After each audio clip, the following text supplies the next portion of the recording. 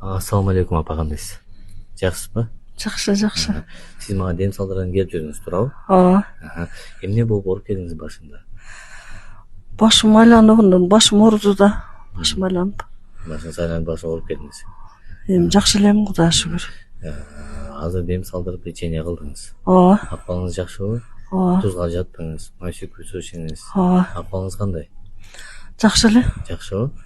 Жакшы. Айыктыңыз. Аягып калдым, Кудайга шүгүр. Мурункудан жакшымын.